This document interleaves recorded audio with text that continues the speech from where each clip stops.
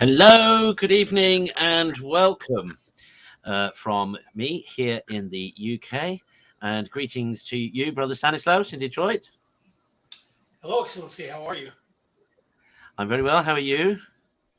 I'm doing well. Wow. I've got a bit of Excellent. a. Okay, good. I was having a little audio thing going on there. Oh, Okay, right. we're okay. Okay. Bishop Kelly should be joining us too. He, though, of course, has been unwell with COVID again this past week. But he's feeling a little bit better, if not 100%, and is hoping to join us. Greetings to you, Anne. Welcome. And to Barbara, hello. Wave at you across the valley. Anybody else? TC, hello, welcome. As some of you will know, I don't know why my screen looks a bit fuzzy. Oh, I know why.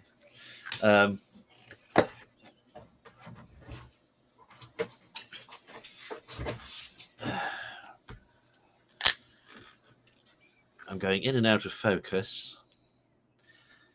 Plus, I think it needs a little wipe. Good evening, Peggy. Hello, welcome to you in East Tennessee. Let me just try this. Oh, sometimes that works. I hadn't realised it got. That's a bit better. That's a lot better. Okay. So welcome everybody. Apologies for last week that it was rather last minute, but discovered that Bishop Kelly was ill, and we were going through the rehearsal for the ordinations in Slovakia, and we hadn't finished, and it was fairly important that we continued with that. So apologies for the lack of an episode last week, but we are here this week. Slovakia was wonderful, as usual. The people in Bratislava are lovely. The liturgy went quite well, and we'll be back there again in September. And I just wanted to actually, if Brother Stanislaus, if you don't mind, but I just thought I'd talk a bit about my experience in Slovakia, because I think it's very relevant and pertinent to the understanding of our mission as Old Romans. Some of you, I hope, Sure. thank you. Some of you, I hope, watched the ordination last Sunday, and you will have noticed that it was in a beautiful, if a little run-down, Baroque church, a former convent church that closed over a century ago through some tragic circumstances, and then the communist era. So last Sunday's liturgy was the first solemn liturgy to be offered in that building in all that time. And of course, we had to supply the altar cloths and the candlesticks and the tabernacle and everything else, as all of that had long since gone. And the carpets as well. Now, some of you may have noticed, of course, there was a carpet on the altar steps. But what you wouldn't know and wouldn't have seen, of course, is that under the carpet, where the priest stands at the altar, is a bit of a dip. And actually, some of the pavement has crumbled away. And that actually is testimony to the number of priests that once stood there and offered the Mass. So it was a very privileged and humbling experience to offer the Mass there again in that spot for where previously Mass had been offered daily until 100 years ago. And actually the state of or the state of that church in Slovakia, in Bratislava, speaks actually somewhat to the state of the church in Slovakia. So, and I couldn't help but reflect during my time there, and particularly during that liturgy, how important our mission as Old Romans is in restoring the faith and restoring the liturgy and restoring the church. Elsewhere, during my travels in Slovakia, I visited some long-standing Marian shrines, places of pilgrimage and devotion for many centuries, but which today are not as well supported and attended as they once were. I saw the devastating condition of so many altars that have been ruined because of installations for the new Mass, wonderful Baroque altars where the relics of saints have been hacked out from the Mensa, and the altar just left and its trappings to rot. And it's interesting that the faith in Slovakia, in fact, the council, the effects of the Second Vatican Council didn't take effect in the church in Slovakia for quite some time, partly because of the communist rule, but also because of the traditionalism of the then Slovakians generally. But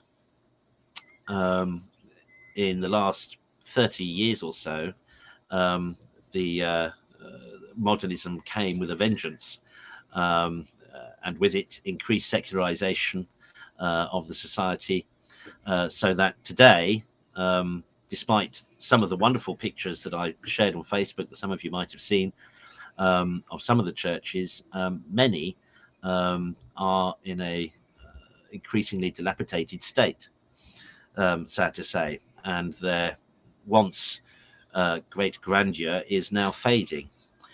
And as I said, there was something about us being in that church that hadn't seen worship for over 100 years, as Old Romans, restoring and to it and offering within it the liturgy that it would have been familiar with for all the previous centuries that it was regularly used.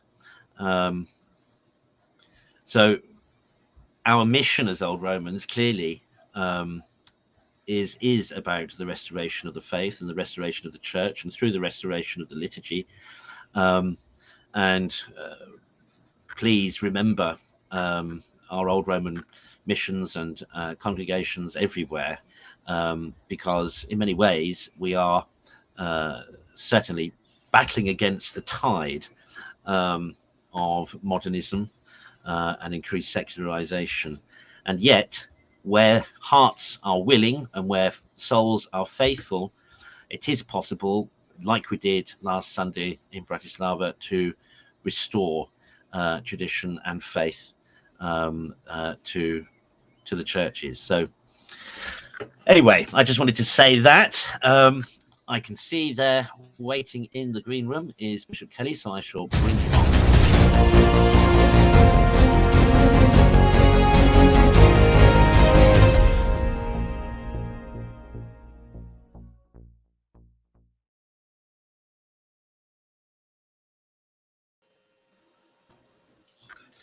Hello, Bishop Kelly, how are you? I'm good. How's everyone? Good. How are you, Bishop Kelly? Good to see you. Good to be here. Yeah, well, yes, it's good to see you. I did mention at the top of the program that you'd caught the dreaded lurgy once more. Yes, second time, and the first time I really had no symptoms at all. This time was a few days, 2 or 3 days. I had, I had a cough and a fever and that sort of thing, but that cleared up. What really knocked me for 6 was the fatigue.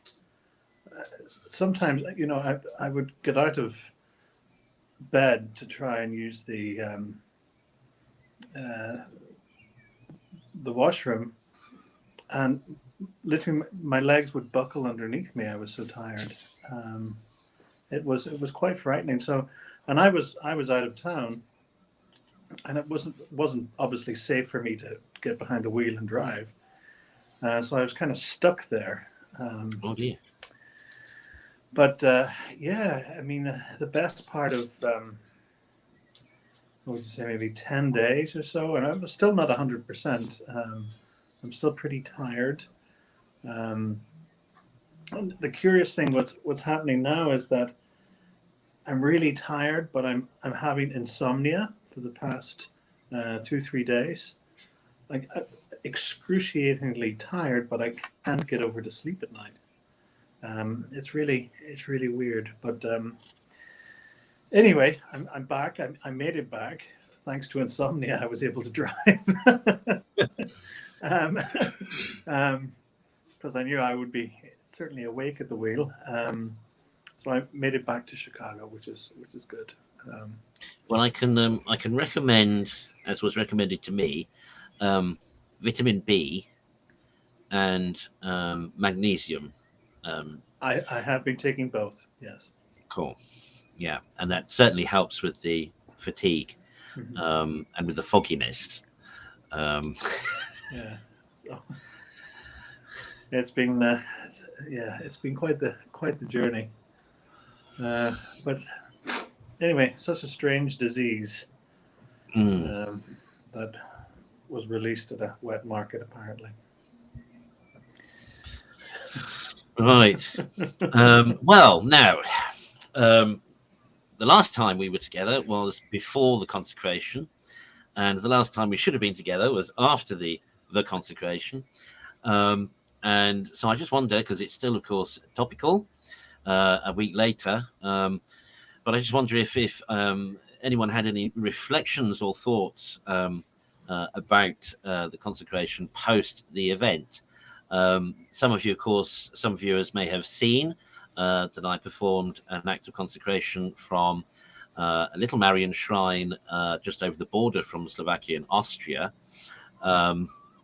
And I used the version put out by the Society St. Pius X, which incorporated what Pope Francis had issued, but also pointedly made a deliberate extra mention of Russia, as per Our Lady's instructions. I know, Bishop Kelly, it was your intention to offer the consecration too. And I did. And as a typical Irishman, I was hedging my bets. I said both.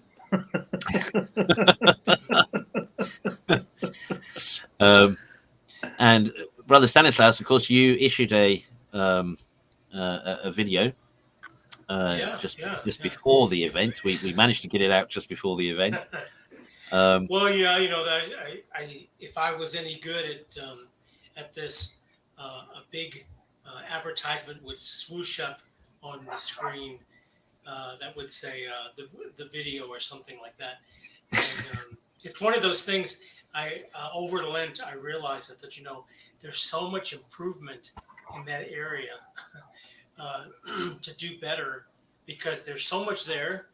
I think there's an attentive audience, and I think that's part of what the consecration, or the attention to the consecration, did. That there are people kind of waiting for any sort of guidance, any relative guidance, and but I realize as well, as we've tried to do that, and I think that Excellency, I know I've mentioned many times, I'm amazed at what you're able to do with the time that you have, and I can't even do anything near that. But I realize that we could do a lot more, and I know we want to do a lot more.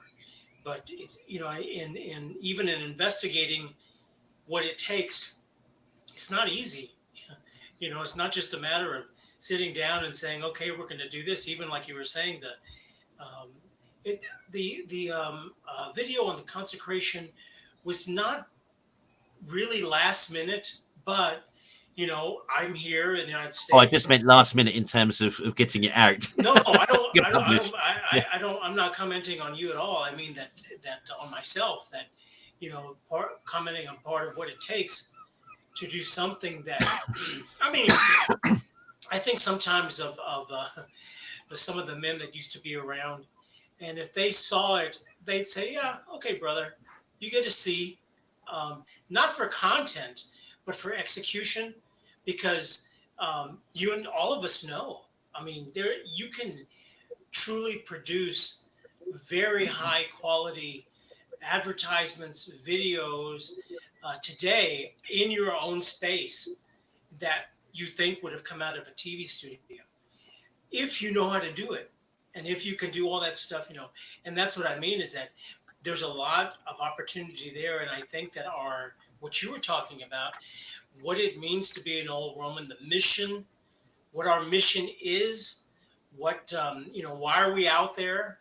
Especially, we talk about the consecration, and I thought you did a beautiful job. I was watching live with so many others that watched. I had a bit of a commentary, not on the consecration, but of the, and you're gonna, why, the place you chose, which of course I'm quite happy with it to see that. But if it's kind of if people know what our mission is, who we are as Old Romans, they know that those types of things kind of matter, and it's important that people recognize also who we are not, and I think that's what I find most is if I'm doing any explaining, I'm really explaining who we are not.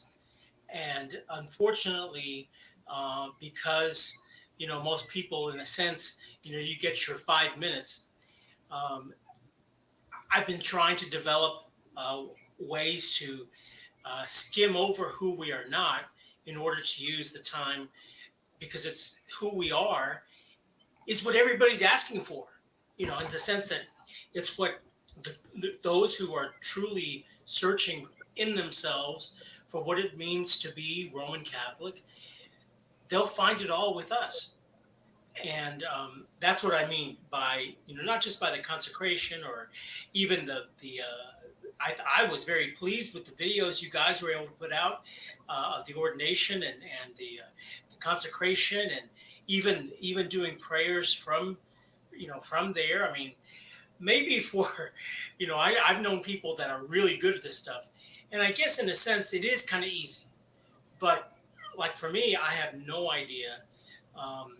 We try really hard. So I hope that everybody, this is a show that I think it's our most popular show. And that's not, I know that's not saying a lot, but for us, it is a lot. It is our most popular show.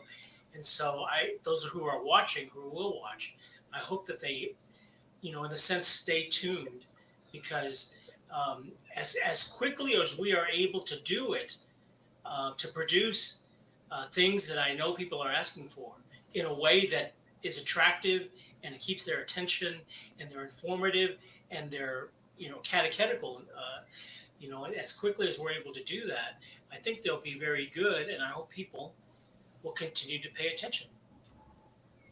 Yeah, I mean, I should actually apologize to those who are regular viewers for the up and downness, shall we say, of the broadcasts over the past couple of weeks. That's been largely due to technical difficulties, as well as differences in time zones, and me getting a little bit me being confused about which device was on which time zone and what that meant for deductions, and of course it didn't help that there was a time change last weekend here in Europe and in the UK. So trying to work out which device is on which time zone and what time I have to put for a broadcast to go out. It all got very complicated. I tried not to give up, but it's a lot easier now I'm home, I have to say,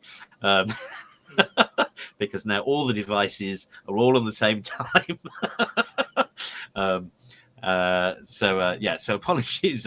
So hopefully normal service is resuming. Will resume, and that's just on the daily devotionals. But as Brother says, we do have other catechetical programs and content planned. But as he quite rightly says, all these things do take time. And of course, we're not professional broadcasters. I'm not a professional broadcaster. I'm just a guy with an iPhone, occasionally a laptop, and occasionally a PC. So do bear with us, but we're trying our best. And because, some might say, well, there are other traditional Catholic channels that produce similar content. Why do we as Old Romans need to bother? But I would say that, well, yes, there are other traditional Catholic channels, and they do produce similar content, but it really depends on what your understanding of traditional is. Most of the traditional Catholic channels available on the internet at the moment are, let's say, of the 1962 variety. So in terms of the liturgies and the devotionals that they broadcast, they're not really of the tradition, but they are really of the final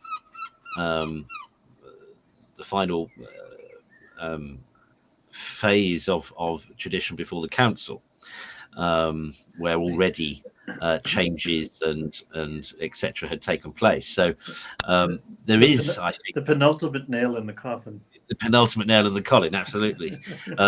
So I think there is a definite need for us to produce the content that we're trying to produce for a true restoration of tradition. The 62 Missal is not the traditional Missal. I know that may come as a surprise to some people, but it isn't. And you only have to compare the Holy Week, for example, in the 62 Missal with that of the pre-55 Missals for centuries to see that they're different. And again, there are different rubrics between the 62 and the previous editions. The 62, for example, there are no commemorations, etc., and things like that. So I think there is a need. Excellency, excuse me, I have a comment on this because in my recent reflection and looking at some of those other resources, if we're going to call them traditional channels, and I want to ask the question to both of you, is I think that we are the only ones that can be truly honest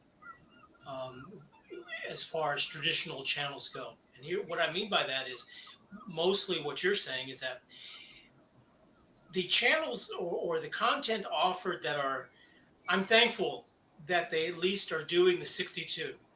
Most of the time, I find that they're just really terribly uninformed as to why it can't be the 62.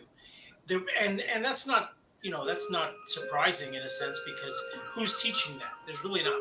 We are. But when someone is open to being informed, so a traditional person, I think that to me, a person who's attending a 62, occasionally, or let's just say even regularly, I still keep them in that traditionalism section, because I don't think they're not, they don't really realize that at one time, I think they're trying to get there. They might kind of realize it, but that church life, the church, as we know, the church calendar was life. We followed it. It's like when we do the divine office, and I know all of us do a version of the traditional one, and when you go through it, and I can't help but recognize, because I grew up in the Novus Ordo Church and went to the Novus Ordo Seminary for so many years, how much they took out, how much was just pushed aside. And it's not like it was, I still can't find any reason as to, well, why it's not like that's just not as beautiful as the part before.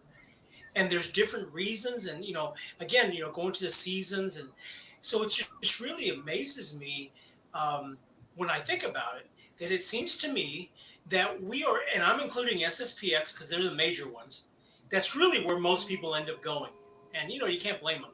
They're the most out there. They're the most widely recognized in a sense. That's kind of where people will go if they kind of are making the step from traditionalism to traditionalist. But then it frustrates me because, to me, as I've shared on this channel before, that the SSPX they're sellouts, and there's problems with what ends up happening is their catechesis. There's problems with their catechesis, not major problems, but there are some, and you can kind of take it apart, and you end up with what the church knew for millennia, which is what we do. And so that was, I know in there my question was, do you agree, I guess, about that we're really the only ones that are honest, that can be truly honest about what we bring as far as teaching the traditional Roman Catholic faith? Yeah, I think. Sorry, if I'll just say very briefly, rather than honest, I think certainly authentic, and I think because I don't want to suggest that the SSPX or others are dishonest, but they are where they are, and where they are is not actually within tradition, properly speaking. Marcel Lefebvre used a phrase, eternal Rome. And it's a phrase that the SSPX still occasionally use. Bishop Felley has used it. But I would say that when it comes to eternal Rome, that sense of fidelity and continuation, that is more faithfully represented by Old Romans and those who hold to the traditional missal, devotions and customs, than it is with those who hold to the 1962. Because holding to the 1962 is, in a sense, to quote the Holy Father, is a kind of Pharisaism or a kind of legalism. Part of the reason why the Society holds to the 62 is because it was the last canonical edition. But the problem is, of course, that even though it may have been the last canonical edition, nonetheless, it was in contrast to the faith and to the received tradition and to the perennial tradition of the Church's liturgy, devotion and praxis. So if the argument to hold to the 62 is simply that it's canonical, to do so, then that is where I would say the compromise is with those traditionalists, because anyone who has studied the perennial traditional liturgy knows that the 1962 edition of the Missal is not it. And likewise, again, I suspect because we are that little bit further, as it were, distanced from Rome, we are in a position to do what we do in terms of continuing the traditional rite and the traditional faith without worrying, as it were, what the contemporary hierarchy thinks. I think within the Society there is still a desire for unity with contemporary Rome, Now, this would seem to me to be at odds somewhat with the position of Archbishop Lefebvre, who essentially said no union with Rome until Rome reunites with the faith. And I think the problem with a certain cabal in the leadership of the society is that their desire for union with Rome and their desire to maintain the traditional faith and praxis, there's a tension there. For Lefebvre and for us, and those like us, for us it's the faith or nothing. So we, so if things are not favourable with regard to Rome, if there's a choice between Rome or the faith, it's the faith every time. For the society, there is this tension between for the faith or for contemporary Rome.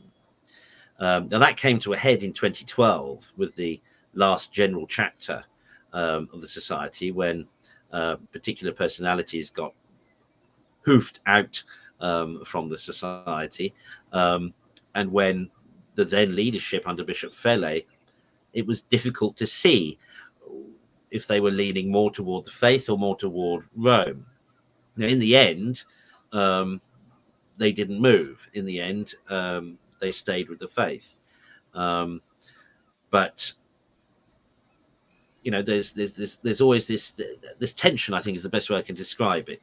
There is this tension re the society, and of course within the society, as within those of traditionalism in the Novus Ordo Church, there is, amongst some of them, there is a desire that they do realize and they do know the difference between the traditional liturgy and the 62, which is why some use the pre-1955 Holy Week rites. The Institute of Christ the King, Sovereign Priest, for example, very often use the pre-55 rites. Likewise, some of the SSPX chapels will use the pre-55 rites. So some, there are some within traditionalism and on the border of the traditional that understand the difference. And I would think that Traditionis Custodes, as we said at the time, you can't sit on the fence with that anymore. And I think, although things would seem to have been eased off a little the pressure, nonetheless, I think Traditionis Custodes is a point at which, or about which, some people need to wake up and smell the roses and make a decision which way they're going to go, whether they're going to hold fast to Rome no matter what, or whether they're going to hold fast to the faith no matter what. Sorry, Bishop Kelly. Yeah, sorry. I still have the brain fog, so I forgot some of my points that I was going to make. Yeah, it certainly is. It's a Will Smith slap to the face to remain current. It's do you hang on every word from Rome? Because if you do, well, you don't if you follow any sort of tradition. It's people who are worried about the canonicity, and of course, Archbishop Lefebvre, in his day, it was the last canonical missal, but permission has been given for the pre-55, so it is canonically approved at some level. But I think what I was going to, my original 2 points was, brother was talking about the breviary. It reminds me, and perhaps one of you can help me out, but when you study the early church, there was the heretic Marcion, who wanted to take certain things out of the Bible, and I forget who it was who criticized him, but he said, "You're criticizing the Bible with a penknife," would be the translation. You're just cutting things out, and of course Luther would do the same. And that's what they did to the breviary, and that's what they did to the liturgy. But the other thing, talking about dialogue in the 62, I was speaking, this is a while ago, to somebody who attends a SSPX chapel, and she goes, "Why do you guys not say the 62? Why do you, why do you adhere to the older one?" And I said, "Because the 62 missal is like watching the storm clouds gather." And it really is. I mean, it's you're going to see what it leads to, and the missal was approved in 1962, and not far afterwards, the storm had hit. So it really is a missal that is the storm clouds gathering, and the storm is inches away from 1962. So it's. I mean, this is sort of minutiae, and I'm at least glad that they go to the 62 and not the Novus Ordo. And for most people, for most of the faithful, it's a devotional, traditional enough mass that will feed their soul more than the contemporary mass. But if you really want to get down to brass tacks, if you really want to follow tradition, then you need to go back a little further. You need to embrace what we've always done. You need to deep root yourself. 62 is shallow roots, but to deep root yourself in Catholicism, you need to go back further. And it's not of a whim. This goes back more than 1,000 years. Right back to the early church. So it's worth doing. It's worth the transition, I would say. But 62 is the storm clouds gathering. It's just like watching it, especially with Holy Week. I mean, the writing is on the wall there. You can see it. I mean, of course, it was penned by Bugnini, who would, along with his Protestant pastors, who would pen the Novus Ordo. So it's tragedy, and hopefully, years from now, somebody, it has been written, but it'll become mainstream accepted that this was a really bad move. And I hope, I mean, I won't live to see the day, I don't think, but I hope generations to come will return to true tradition and find the richness of what has been handed on to us, what has sustained century after century of devotion, which has won many souls for Christ, which has won salvation for many, many people. I mean, let's not forget the vast majority of saints have only known the true traditional Mass, and that's what made them saints. Yeah, absolutely. Does that answer your question, Brother Stanislaus?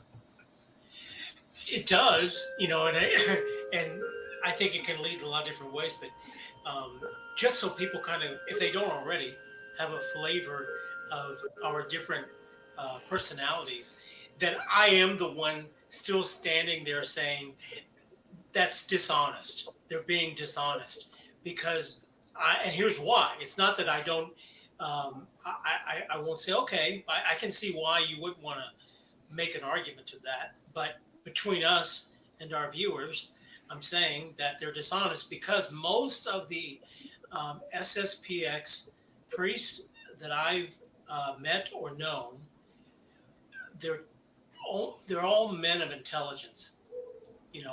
They do lack, but what they received, most of the time, their education was not bad. And I can say that. But at the least, it wasn't bad. And so their history's there. And so my point is, they know. That's why when it comes to Holy Week, they said, oh, well, we're going to take this. Oh, and over here, well, we're going to use this old prayer rather than this newer one. And so to me, as I'm watching, and again, because while I was watching what was going on with the consecration, because you have the SSPX, well, we're going to do it this way. And then you have other groups, maybe groups more to the right of us. Well, we're going to use this one. You chose to use the SSPX, which is fine.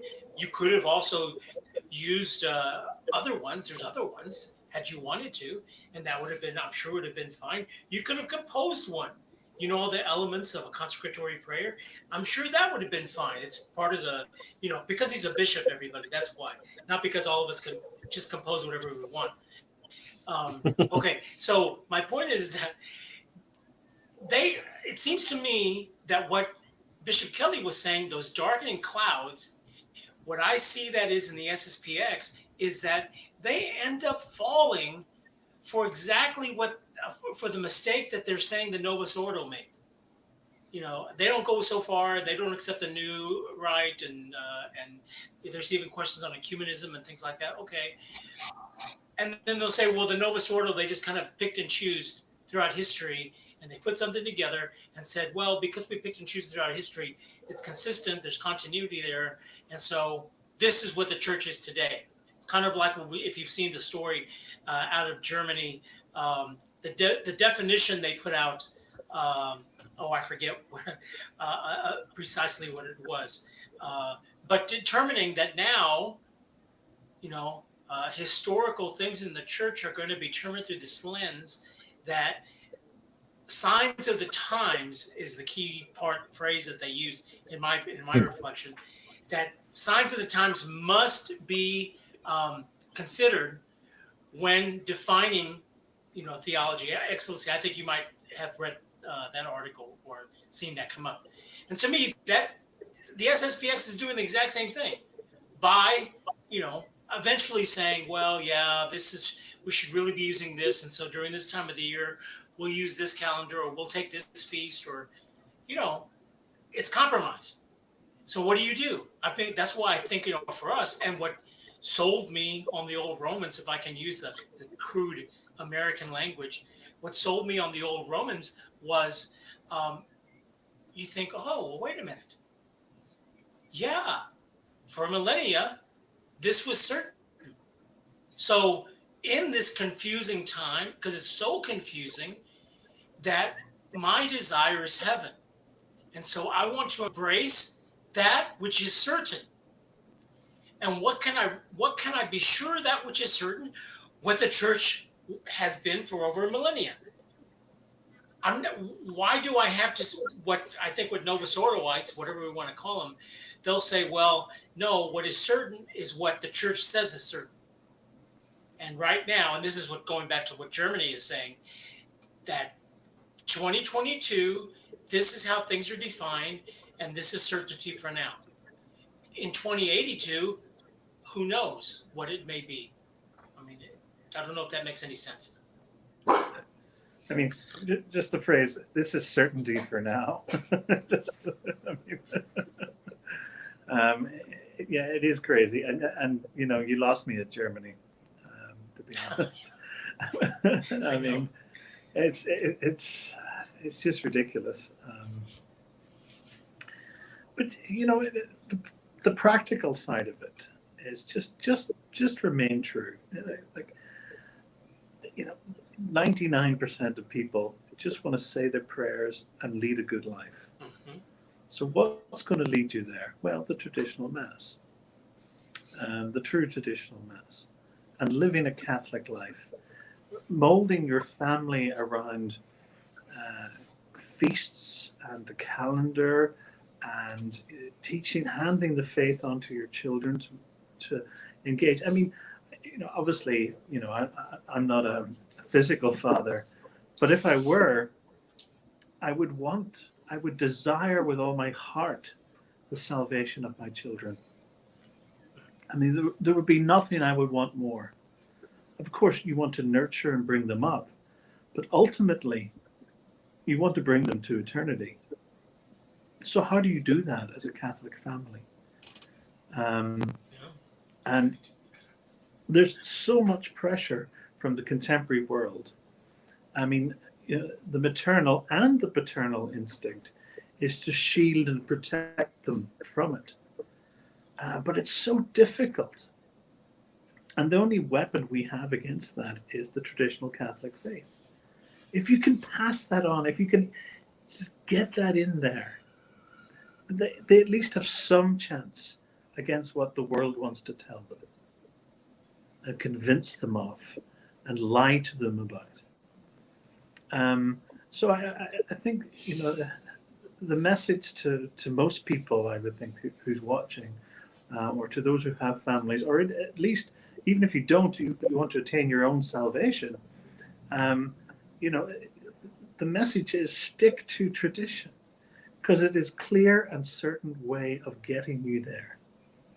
Everything else, the wishy-washy stuff, it's nothing but confusion. And I've said 100 times, who is the author of confusion? The devil. So stay far away from him. Just shun it. Don't let him in. It's say your prayers, but be joyful about it. I mean, all of this is sort of, it ends up, because there's so much confusion, it's antagonistic. Oh, well, this group does that, and that group does that, and the novice order, and the Pope's saying this. And look, if you're living a simple Catholic life, stick to tradition and be joyful in it. And one thing I wanted to say earlier, because obviously the fog is lifting a bit, talking about the consecration, it starts, okay, the Immaculate Heart of Mary. It's more than just the doctrine of the Immaculate Conception. It's about, and it's very Lenten. It's the fact that she maintained her Immaculate Heart throughout her life. And we should strive to do that. We should strive to have immaculate hearts. And the good news is that you can, even when you sully it. You can have an immaculate heart through the mode of confession. Because through confession, your heart is immaculate too. And use heart as a metaphor for the soul, which it is. But you can. And that's what Lent is about. Shrove Tuesday is about being shriven. It's about, all of this is preparing for the mystery of the triumph over death. And that's what we strive to. When we triumph over death, it gives us eternal salvation. And it's possible. So we should all consecrate ourselves to the Immaculate Heart of Mary, that our hearts may be immaculate too, that we may strive to maintain it. Now, we may fall. In fact, this morning, was it yesterday morning? Oh, I guess the fog's back. I was saying the Rosary, but during the carrying of the cross, the fact that Christ falls carrying the cross, and I thought, how many times have I fallen and fallen short of the message of the cross? But the reality is, salvation, it's not the end of the story. Salvation comes after that. The triumph comes after that. So this is a message of joy, not of misery. Tradition is, people think of traditionalists as severe, sort of ogres. No, we're joyful people because we have it. We have the faith. We have the trueness. We enjoy everything that traditional Catholicism gives to us. I mean, I'm a happy person. I may not look it sometimes, but I am a happy person. I'm happy because I have tradition, and I enjoy it. I imbibe it. It's a wonderful thing. So, through all these arguments, and arguments are important. We everything we discuss is very important. But we are joyful people, and you should be. I forget who had the thing on the back of his watch. Don't let the so-and-sos get you down. And don't let them. Because again, that's another triumph of evil over you. Don't let them destroy your immaculate heart. Be happy in it. Rejoice and be glad. And I think there's an important point there. The eternal dimension of our salvation, so that we are, by virtue of our baptism, citizens of heaven, though we live in exile here. Nonetheless, our eternal life has begun, and is continuing. And we are striving as Christians, particularly in Lent, to manifest and gain that holiness that reflects the true nature of ourselves as redeemed children of God. And despite all the things that are going on at any one time, despite whatever's going on in the world, despite whatever's going on in the church, the beauty of salvation and of our faith is the fact that we are dealing with eternity.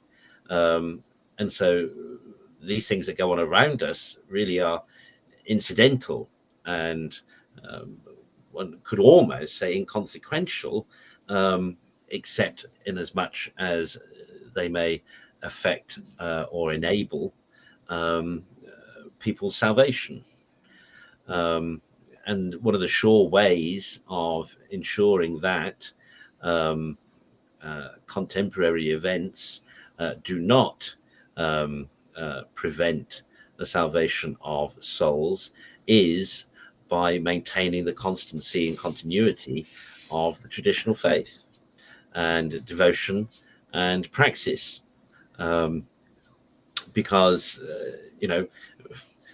we're in the world, but we're no longer of it, and I think that's an important thing that so many forget. I mean, for myself, for example, I'm always conscious of this eternal dimension and aspect to our daily living as Christians now, so that I don't get terribly excited about the news. I don't get terribly excited about events, world events, or local events even, in the sense that I don't become perturbed like some people do, worrying about is this the end of the world or the end times, or is going to be a nuclear war or whatever, because all of that really doesn't matter. What ultimately matters is the salvation of souls. Now, it's my duty as a pastor to be responsible for and to facilitate and enable that salvation, but it's beholden on all of us as individual Christians to take responsibility for our own particular salvation, as well as have a concern for others. But it is our salvation ultimately that matters, because it is our final destination that ultimately matters, the final realization and actualization of our communion and union with God. And that can be affected irrespective of what's going on around us.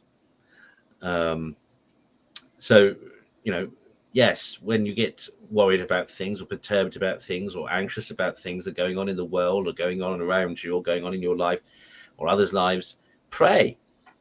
Remember that you are a citizen of heaven first. Remember that you are a redeemed child of God. Remember that God desires your ultimate good, and that God's will is your communion with him, both now and for eternity. And so when all else seems confusing or lost or despairing, hold fast, steadfast to Christ. Hold fast and steadfast to the faith. Hold fast and steadfast to God, and put your trust in him, because the eternal matters more than the present. and should matter more to us as Christians than anything else that goes on in the present, other than the salvation of souls. Now, tomorrow, of course, is Passion Sunday. So here is this is where actually the difference between the 62 and the traditional missal becomes apparent. Tomorrow they share the same title, Passion Sunday, but the following Sunday we will know as Palm Sunday, and the 62 will call the second Sunday of Passion Tide. But one of the things that changes the mood of our preparation toward Holy Week and Easter changes. So whereas we might say the first part of Lent was looking particularly at our own crosses, that is to say, the things that we need to overcome in order to realize communion with God, from Passion Sunday onwards, Holy Church desires us now to unite ourselves with Christ in his passion, ultimately, of course, culminating in the cross and salvation. So from tomorrow, liturgically, for example, the Gloria Patri is not said in the Mass. In fact, the daily Mass begins to take on something of it becomes rather like the Requiem Mass, because there is no Gloria Patri, there is no blessing of the water at the preparation of the chalice, and all of that is hugely symbolic, reminding us of the necessity of memento mori, reminding us that we are entering into the near death of Christ, which is approaching, but how ultimately, of course, our Christian hope is realized because of his death, and indeed may be realized by our own deaths to self, as we try to identify ourselves more closely with Jesus. Remember the words of St. Paul: "It is not I who live, but Christ who lives in me." And the desire of Holy Church is that in understanding ourselves in relation to Jesus, we may cooperate with him in the salvation of the world and in the salvation of souls, so that his passion becomes our passion, so that the sacrifice of himself upon the cross becomes the sacrifice of ourselves upon the cross for the redemption of the world, for the salvation of souls. So remember that from tomorrow's Mass onwards in Passion Tide. Hopefully you've spent this part of Lent until now looking toward dealing with your own crosses, but from tomorrow now we need to start blending, as it were, our crosses in with Jesus's cross, to bring our issues, our anxieties, our sufferings and our sins, bring them to him and accompany him as he prepares to offer himself in sacrifice for us. Any other thoughts on Passion Tide? No, the other thing to note, the other thing to note, of course, is Passion Tide veiling. That's what I was about to say. Oh, carry on. No. It's the ghosting of the church. As Catholics, we're so used to images and statues, and it enhances our faith, it enhances our worship. It's a visual sense of worship. That's taken from us because Jesus left the temple, and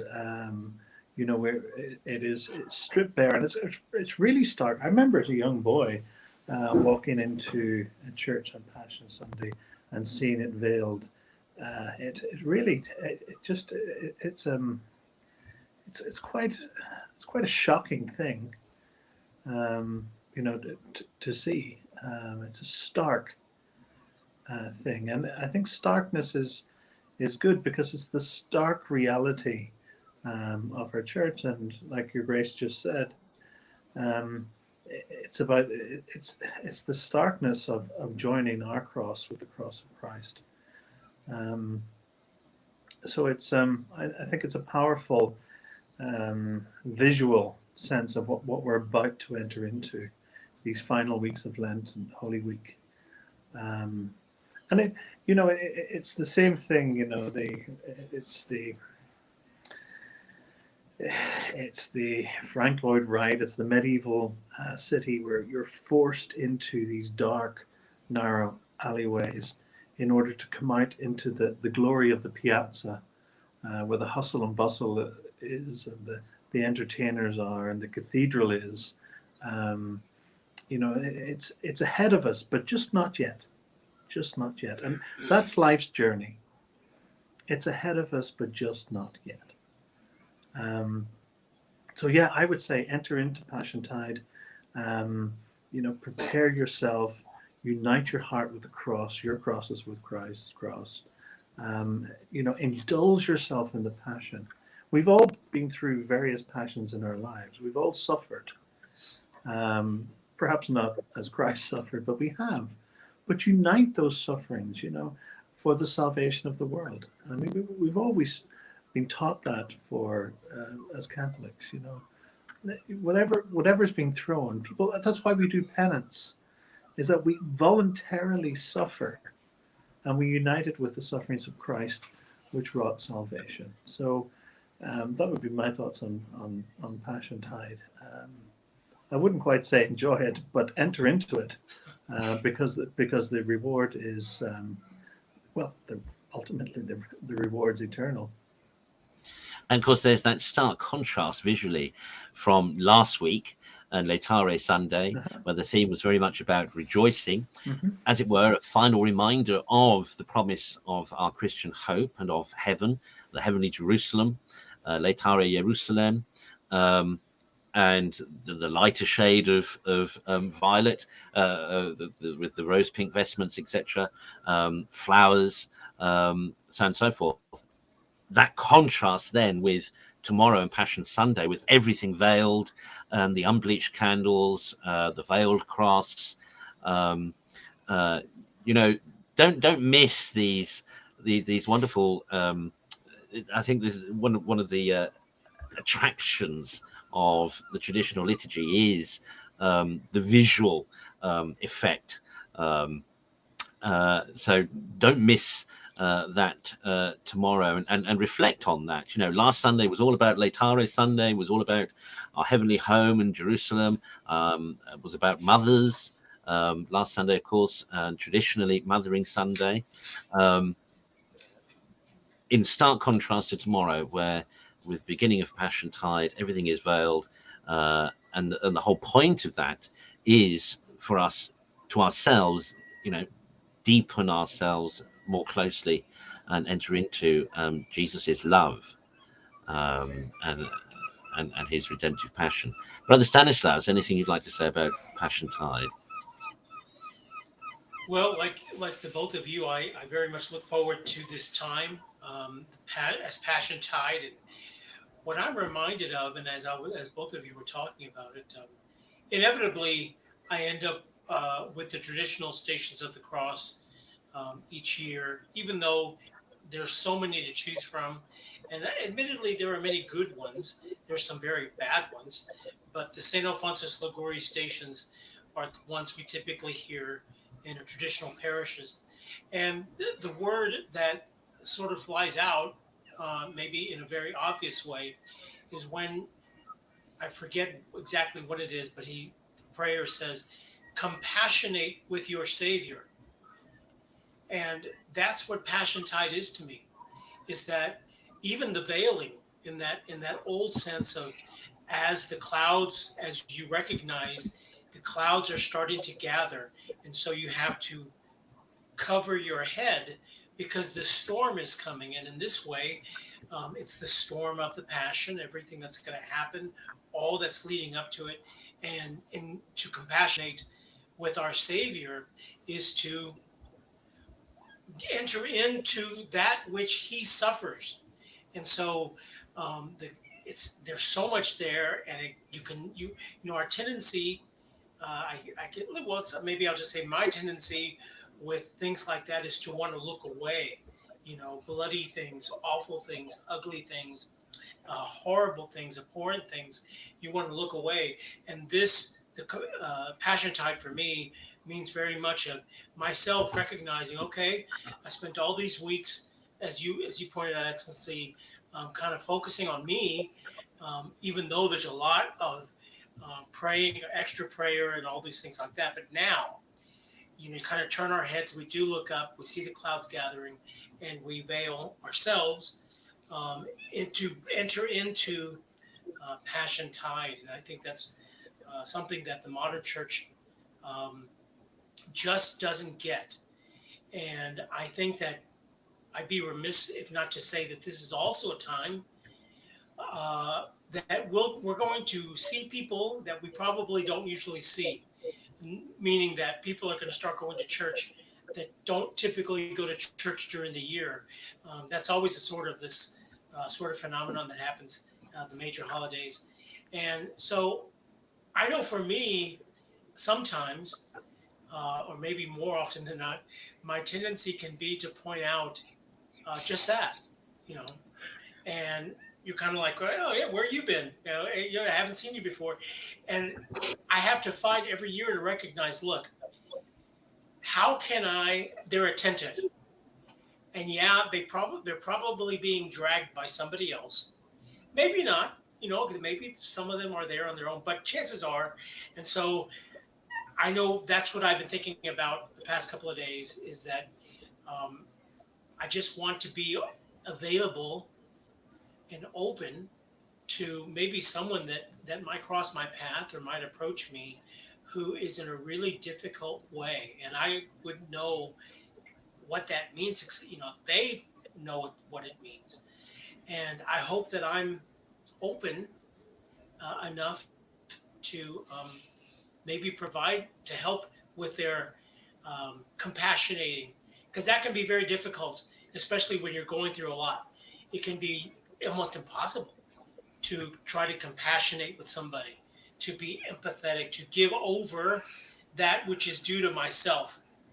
I have to take care of myself, sure, but you're giving that over in compassionating. So it's a very interesting spiritually 2 weeks, and it's important that we recognize this is just not a reenactment of the passion of everything that happened over 2,000 years ago.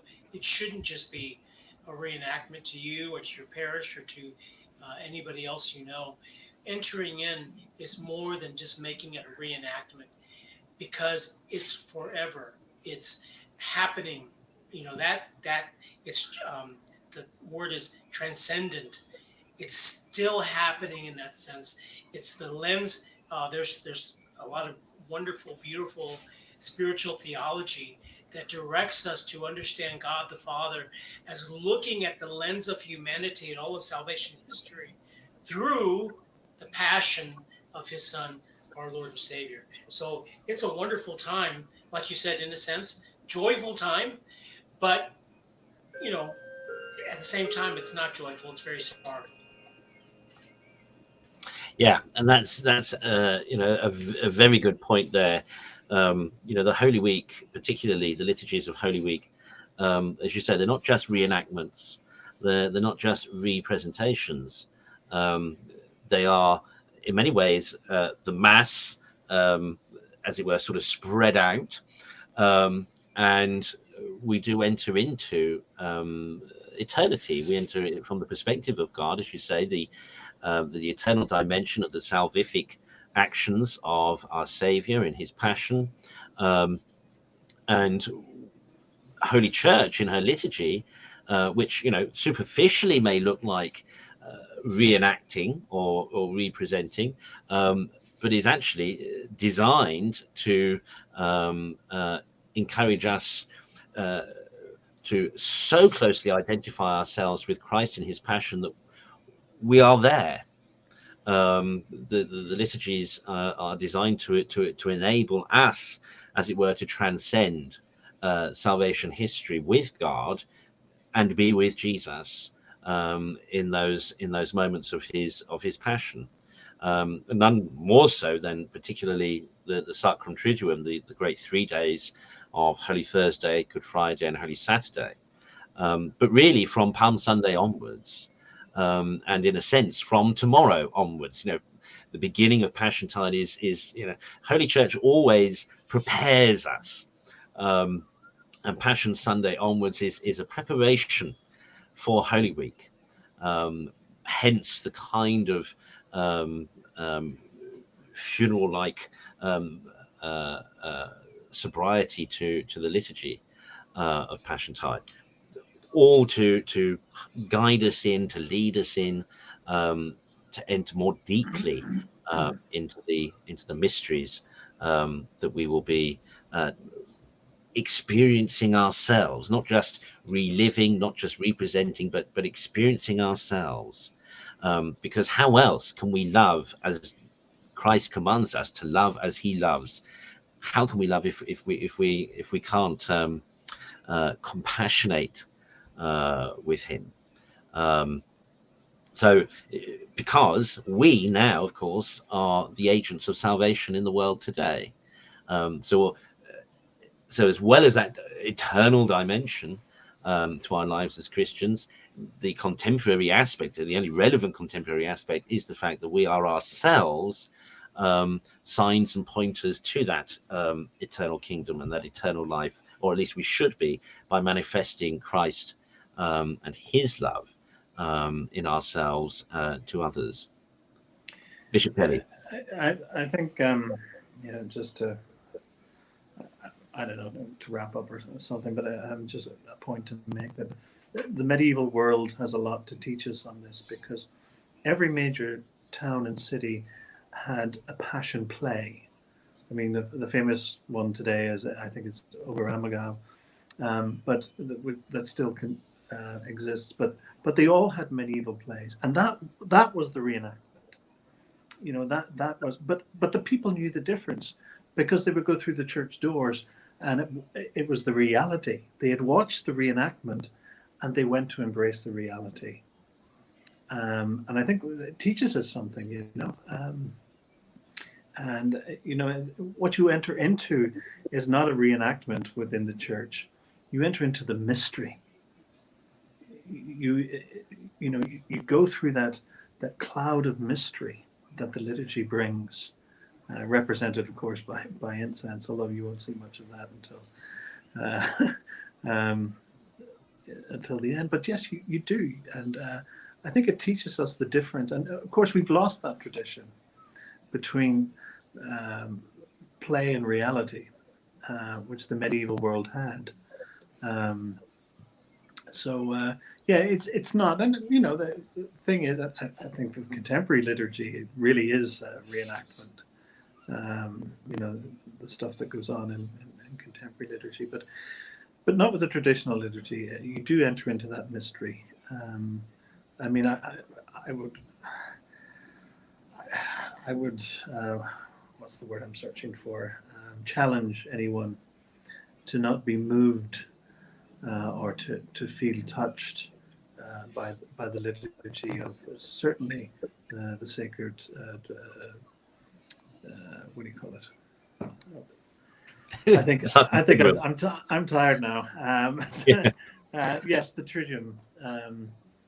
Not to be moved or at least touched by the mystery that the liturgy reveals to us, or in a sense, like what we were saying earlier, in a metaphorical sense, unveils to us. Well, yeah. I mean, think of the liturgy on Good Friday as the cross is unveiled. and then the creeping to the cross in veneration. Yeah, and you know that really, even though the cross has only been veiled for a few days, basically, when it's unveiled, you're like, oh, it's back. You know, it's there. You know, and Well, this is it, and of course, because on the one hand we sing. We sing about the sorrowful, as it were, nature of the cross and the suffering and the passion, and then we sing the Vexilla Regis, and then we sing the triumph of the Holy Cross, as the sacrament is returned from the altar of repose, and the priest consummates the sacrifice. It's I mean, and the singing of the reproaches. I mean, the Good Friday liturgy. I mean, of all the 3 days, the Good Friday liturgy, I think, is the Mass of the Pre-Sanctified is so moving, so moving. Well, let's not steal too much from next week's episode. No, quite exactly. Yeah, we will we will bring things to I think a natural close there. Bless you all for watching, and we'll strive to provide get back to some normality and regularity again. Thank you for bearing with. It's been an amazing past 3 months, actually, one way or another. So much going on, but we have a desire. I have the desire ourselves for things to come back to some kind of normality. So bless you for watching. We will be back next week, and that, of course, will be the evening of the first evening of Palm Sunday. So we will offer some reflections then for Palm Sunday and Holy Week. Meanwhile, please do support us with your prayers. Do pray for vocations and for Old Roman missions. If you're able, please do consider making a donation towards the costs and the development of this apostolate. Easter offerings, of course, would be most welcome as well. All of that you can find in the show notes underneath your screen. Details there for how and when to donate. Or you might consider becoming a regular patron through patreon.com, and you can find us there. Again, the details are below, and enable us, as Brother Stanislav says, to build on this apostolate. Although some costs are minimal, nonetheless there are costs, and only a few are bearing the brunt of those costs, but we're certainly not covering all our costs. So please do, if you appreciate this program and this channel, please do contribute as you are able. Bishop Kelly, would you give us a blessing? Absolutely. I wish all our viewers and everyone everywhere a wonderful spiritual and holy Passion Tide. May it be life-altering, bring you to the foot of the cross and to eternal salvation. The Lord be with you. And with thy spirit. May the blessing of Almighty God, the Father, the Son, and the Holy Ghost descend upon you and be amongst you forever and ever. Amen. Amen. God bless you all, and hopefully we will see you next week. So it's goodbye from me. Goodbye from them.